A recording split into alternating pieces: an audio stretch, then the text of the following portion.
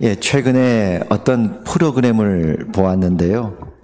이번에 이제 파리 올림픽에서 양궁에서 금메달 딴 사람들이 그 프로그램에 참여해서 이제 대화 나누는 그런 시간이 있었습니다. 그 중에 이제 3관왕을 한 김우진이라는 선수가 있지요. 참 대단하지 않았습니까? 마지막 이제 양궁 시합을 하는데 김우진 선수가 10점을 마지막 세트에서 쐈습니다. 근데 그 상대편인 미국 선수도 10점을 쏜 거예요. 그러는 바람에 양궁에서 마지막 슛 오프라 그래가지고 그 화살 한 발 가지고 10점에 가깝게 쏜 사람이 승리하는 그 마지막 한 발이니까 얼마나 우리도 역시 보는 사람도 가슴 졸이며 봤습니까? 그래서 이제 그런 상황 속에 코치가 뭐라고 이야기했는가라고 이제 물어보니까 코치가 이런 얘기를 했다고 합니다. 너 김우진이야. 그랬대요. 너 김우진이야. 그 말은 무슨 말일까요? 너 김우진이야. 이 말은 너 10점 쏠 수 있다는 말일까요? 10점 못 쏜다는 말일까요? 너 김우진이야. 이 말은 긍정의 말일까요? 부정의 말일까요? 네, 그렇죠. 그러니까 다른 종목도 마찬가지예요. 메달 딴 선수들을 보니까 늘 그 긴장되는 순간에 그 마음에 뭐라고 되새기냐면 할 수 있다. 할 수 있다. 그런 마인드를 갖고 있더라 하는 거죠. 이것은 아마 우리가 한 팀으로서 우리 모두가 대한민국 사람이라면 모두가 다 승리를 기원하는 모든 사람의 동일한 마음이 아닐까 싶습니다. 혹시 이런 사람이 있을까요? 야, 이번엔 내가 보니까 좀 10점 어려울 것 같아. 너 좀 손 좀 떨고 있네. 야, 바람도 예사롭지 않아. 야, 예전에도 너 슛오프까지 갔다가 떨어진 거 있지? 그때 한번 기억해봐. 어려울 거야. 혹시 그런 사람이 있을까요? 그런 감독이 있을까요? 치열한 전쟁터 같은 그 시합 속에서 그렇게 긴장되는 속에서 우리가 누구나 다 옆에서 응원하는 마음은 해봐. 할 수 있어. 그것이 우리 인간의 모든 본성이라 이 말입니다. 그럼 이 세상 사람이 그러하거든. 긍정의 마인드를 가졌기 때문에 10점을 쐈다는 얘기가 하는 게 아니라 우리의 본성이 그렇고 이 세상 사람들이 그러하거든. 하물며 이 세상에서 치열한 영적 전투 가운데 살아가고 있는 우리 믿는 자들은 얼마나 더더욱 그래야 되겠습니까? 보는 거죠. 우리는 근거가 없는 게 아니에요. 그냥 할 수 있어 이게 아니라 우린 분명한 근거가 있습니다. 어떤 근거가 있느냐? 하나님이 우리 아버지입니다. 김우진 선수는 실수할 수도 있었을 거예요. 너 김우진이야. 했어도 쐈는데 9점 맞을 수도 있었을 거예요. 근데 우리는 그런 게 아니에요. 우리는 하나님이 우리 아버지. 예수님이 우리의 대장입니다. 이미 주님이 승리하셨어요. 다 이루었다. 십자가와 부활로 이미 승리하셨어요.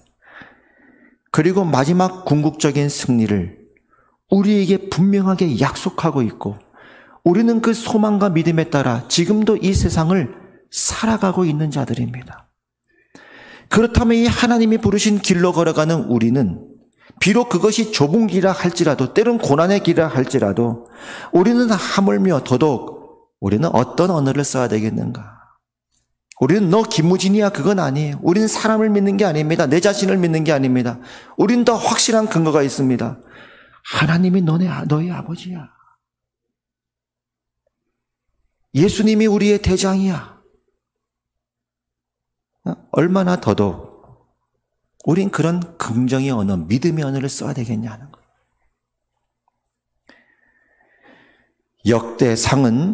역대상이라는 말은 영어에는 역대기라고 되어 있습니다. 역대기. 이스라엘의 역대 역사들이죠. 누구를 대상으로 썼느냐? 이제 막 바벨론 포로에서 돌아온 이스라엘 백성들이에요. 그러니까 이 이스라엘 백성들이 최근에 그들이 경험했던 지난 수십 년간의 과거는 자랑스러운 과거가 아니라 깨어지고 부서진 그런 경험을 지금 뒤로 하고, 그리고 여전히 페르시아라고 하는 제국이 통치하고 있는 그 현실 속에 황폐되어진 예루살렘에 돌아와서 이제 새로운 역사를 시작해야 되고 다시 내일을 향해 나아가야 되는 그 시점에 있는 대상들을 향해 이 역대기를 쓰는 겁니다. 그 역대상의 말씀은 뭐냐면, 비록 우리는 지금 막 바벨론 포로에서 돌아왔지만, 깨어지고 부서졌지만, 사실 우리 민족은 말이야, 내가 역대기를 얘기해 줄게. 우리 민족은 말이야, 하나님이 사랑하신 민족이야. 우리 민족은 말이야, 대단한 역사를 가진 민족이야. 그 얘기를 해주고 싶었다. 그래서 역대상 보면 1장부터 9장까지는 족보가 나오죠. 왜 족보가 나옵니까? 뿌리니까. 바벨론에서 태어나서 지금까지 자란 사람들도 있고 바벨론 말을 하는 사람이 있으니까요. 뿌리를 가르쳐줘야 되는 족보가 나옵니다. 그리고 10장에 잠깐 사울 왕에 대한 언급을 하고는 11장부터 마지막 29장까지가 11장부터 29장까지가 1장부터 8장까지 족보기이고, 사실상 뿌리가 뭐냐? 그리고 11장부터 마지막 29장까지 얘기는 다윗 시대 이야기를 하고 있습니다. 다윗 시대는 이스라엘의 전성기였거든요. 하나님의 약속과 언약이 있는 시대였거든요. 다윗 언약이 있는 시대였거든요.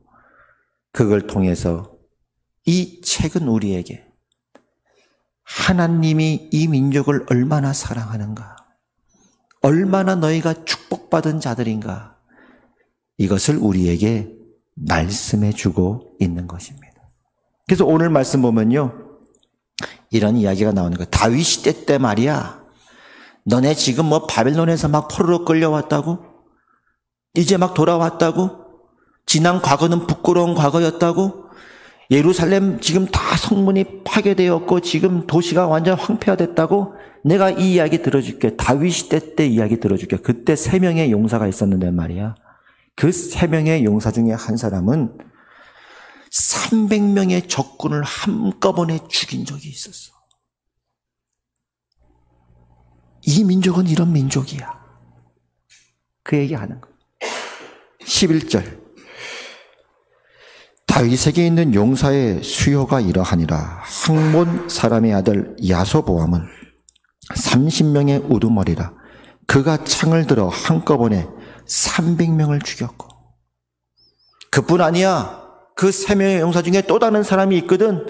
이 사람은 혼자서 블레셋 사람을 맞서서 싸워서 이긴 적이 있었어. 12절에 보니까 그 다음은 아호와 사람 도도의 아들 엘르아살이니 세 용사 중에 하나이라. 그가 바스 담밈에서 다윗과 함께 있었더니 블레셋 사람들이 그곳에 모여와서 치니 거기에 보리가 많이 난 밭이 있더라. 백성들이 블레셋 사람들 앞에서 도망하되 그가 그 밭 가운데에 서서 그 밭을 보호하여 블레셋 사람들을 죽였으니 여호와께서 큰 구원으로 구원하심이었더라. 혼자 블레셋 사람을 물리친 적이 있었어. 하나님이 그렇게 도우셨던 민족인 것 잊지 말아라. 눈에 보는 것으로 판단하지 마. 지금 보는 것으로 판단하지 마. 과거의 70년의 역사를 가지고 판단하지 마. 이 민족은 말이야, 하나님이 아브라함 때 택하시고 부르셔서 세운 민족이고 하나님의 약속이 있는 민족이고 그렇게 위대한 역사를 가진 민족이라는 것은 너희는 잊지 마라고 말해주고 싶은 겁니다. 그뿐 아니죠. 다윗의 용사 중에 브나야라는 사람이 있는데요, 그 사람은 눈 올 때에 함정에 빠진 사자를 쳐서 죽인 적도 있었고 키가 2m 30이나 되는 애굽의 거인을 막대기 하나로 이긴 적이 있었어 라고 22절 23절에 말하고 있는 겁니다. 이런 긍정의 마인드, 믿음의 마인드, 믿음의 언어, 긍정의 언어, 우리나라 70년대가 그랬죠. 여러분 70년대 어땠습니까? 그때 우리나라가 잘 살았습니까? 북한보다 못 살았습니다. 우리나라 역사는 자랑스러웠나요? 일제강점기 35년. 분단, 강대국에 의해서, 그것도 우리가 뜻한 것도 아니고, 그리고 6.25 동족상잔의 비극. 일본 사람은 그랬어요. 이 조센지는 안 돼. 일본이 지배해야 되는 이유가 있어. 그거는 하나님의 언어가 아니었어요. 그때 이 민족에게 하나님 주신 것은 믿음의 언어였습니다. 할 수 있다 하시니는 나의 능력 주 하나님 주저 말라 하시고 물결 위를 걸라 하시 할렐루야 아멘. 할 수 있다. 하나님이 함께 하신다. 하나님이 하면 불가능이 없다. 내게 능력 주시는 모든 걸 할 수 있다. 하나님이 하시면 된다. 하나님 우리 기도를 들어주신다. 하나님께 부르짖고 구하면 하나님이 반드시 응답하신다. 그래서 북한보다 못 살았던 이 나라가 우리 모두가 알듯이 한강의 기적을 경험했습니다. 그때 우리는 뭐 했다고요? 우리는 여의도 광장에 모여서 기도했다고요.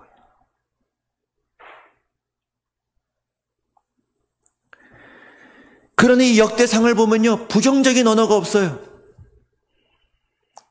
한 예로 아사헬이라고 하는 다윗의 용사가 한 명 있었는데요. 이 아사헬은 주특기가 뭐냐면 달리기였어요. 달리기를 너무 잘했어요. 근데 이제 적군의 대장을 발견하고는 막 빠른 발만 믿고 달려가는 거예요. 쫓아가는 거예요. 그러다가 결국은 창에 찔려 죽어버려요. 안타까운 사건이 있어요. 이게 사무엘 하 말씀이거든요.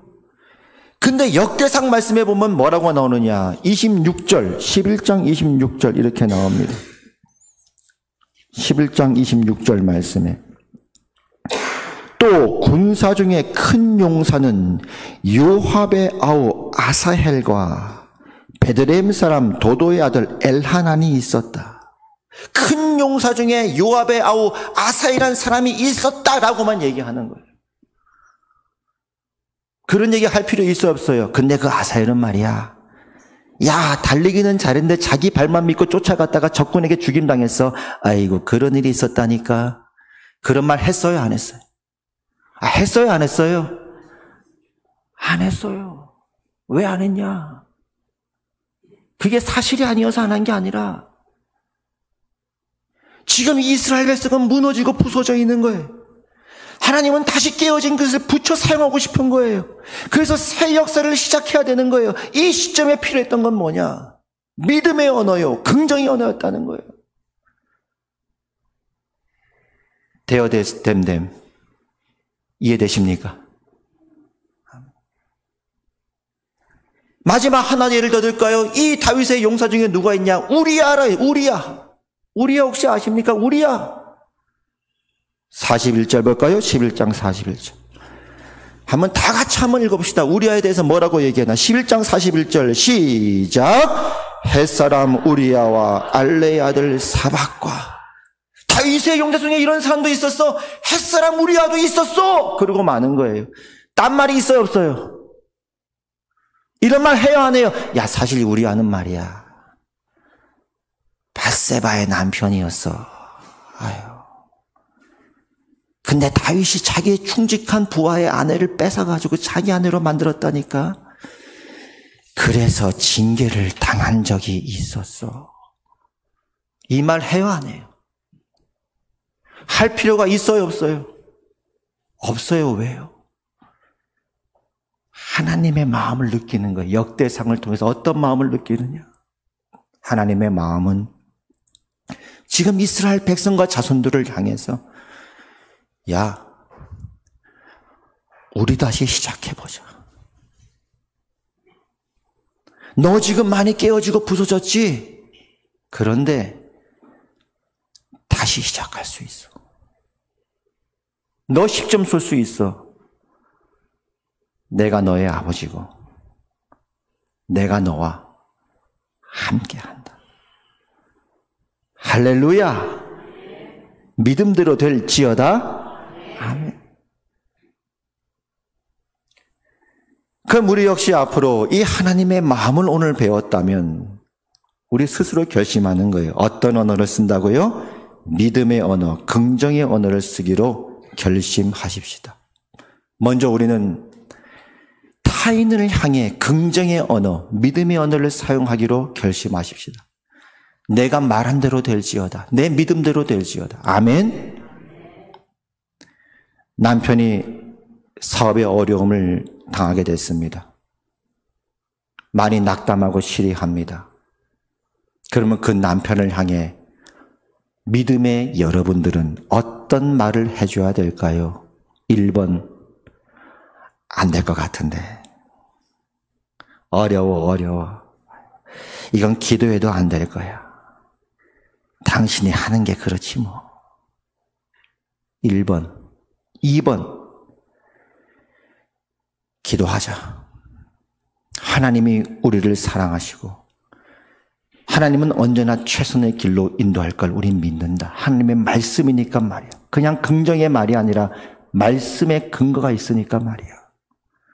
일단 하나님을 믿고 이 상황에서 기도하며 최선을 다하자. 하나님은 반드시 광야의 길을 내고 사막의 강을 내시는 하나님이니까 말이야. 그리고 어떤 상황이 와도 난 항상 당신 옆에 있어 당신 손을 붙들어 줄 거야. 걱정하지 마. 1번 한번 손 들어보겠습니까? 2번 손 들어보겠습니까? 3,293명 손 드셨어요. 아들이 엄마 나 시험 못 봤어. 30점 맞았어. 어떤 말을 해줘야 될까요? 1번. 아이고 네가 누굴 닮아서 꼭 네 아빠를 닮았냐? 아이고 내가 뭘 바래. 너 앞길 뻔하다 뻔해. 아유 1번. 2번. 괜찮아 너 이번 열심히 했잖아. 그러면 됐어. 아직 시험 끝난 거 아니야. 더 남았어. 엄마가 기도할게. 너도 하나님을 더욱 의지하고 더욱 하나님만 믿고 도전해봐. 하나님은 너의 그 믿음을 보시고 반드시 선한 길로 인도하실 거야. 1번 손 들어볼까요? 2번 손 들어보실까요? 5,293명. 이번에 좀 많아졌습니다. 여러분, 어머니의 믿음의 언어가 어떻게 그 믿음대로 이루어지는 예가 있죠. 몇 번 예를 들었지만 양해를 구하며 또 예를 듭니다. 너무 중요한 예니까요. 김준원 목사님이 계명대 철학과 다닐 때였어요. 옛날에 철학가니까 뭐 술 먹고 뭐 별거 다 하죠. 진리를 찾는다. 여기저기 다 다녀보고. 술 먹고 와서 토하는데 집에 와가지고 꽥꽥하고 토하는 거예요. 엄마가 등을 두드려주면서 진홍아 너는 목사 될 사람이다. 엄마가 맨날 그런 얘기 하냐고. 아이 그만두라고. 너 목사 될 사람이다. 믿음대로 될지어다. 내 귀에 들린 대로 내가 너에게 행하리라. 할렐루야. 눈에 보는 것으로 판단하지 않고 눈에 보이지 않는 것 말씀으로 판단하고 말씀으로 결정하고 말씀으로 믿음으로 선포하시기 바랍니다. 이찬수 목사님 또 예를 듭니다. 아버지 개척교회 하다가 40일 금식기도하다 돌아가셨어요. 남편이 목회하다 돌아가셨는데 그 목자를 꺼내겠습니까? 그 어머니 입장에서는, 사모님 입장에서는 다시는 목자도 꺼내지 않을 것 같은데 희한하게 아들한테는 찬수야 넌 목사해야 된다. 목회해야 된다. 어머니 왜 그런 말 하냐고. 아니야 넌 목사해야 돼. 이찬수 목사님 그런 얘기를 합니다. 나는 지금까지 살면서 한 번도 어머니 입에서 부정적인 얘기를 한 걸 들어본 적이 없대요. 불평을 들어본 적이 없대요. 아버지가 돌아가신 그날 밤을 포함해서. 여러분 그 믿음의 언어가 여러분뿐 아니라 자녀들의 인생도 바뀔 줄로 믿습니다. 여러분 이제부터는요 기도하시고 감동이 오시고 말씀을 받은 게 있으면 그 말씀대로 선포하세요. 자녀를 향해서 말이죠. 아멘. 우리 하평교도 이런 믿음의 전통이 있습니다. 여러분 다 아는 얘기고 대부분 아는 얘기지만 저는 참 감사해요. 우리 교회는 자랑이 있어요. 뭐가 자랑이 있느냐. 깨어진 것을 붙여서 사용하시는 이야기가 있어요. 하나님의 역사에. 여러분 다 아는 얘기입니다. 우리 윤정로님 지금 크게 쓰임받고 있지만 그 어려움들을 여러분들이 다 보고 왔습니다. 말할 수 없는 어려움을 그 고난의 과정을 거쳐왔습니다. 근데 그때 늘 우리 하평교회 자랑은 뭡니까? 긍정의 언어였어요. 학원사님 입에서 한 번에도 불평 나온 거 본 적이 있습니까? 없습니까? 내가 한 사람을 얘기하는 게 조심스러워 사실은 얘기를 우리가 다 알고 있지만 그러나 오늘은 말씀이 연결되기에 예를 드는 걸 양해해 주시기 바랍니다. 한 번도 학원사님에서 불평한 거 나온 거 본 적이 있어요, 없어요? 가판대에서 장사할 때도 말이죠. 이게 뭐냐, 가판대에서 장사하고 액세서리 팔고 돈 얼마나 벌겠냐. 물론 하평교회 성도들이 가가지고 많이 도와줬어요. 그래도 신나가지고 말이죠. 한 번도 불평한 적.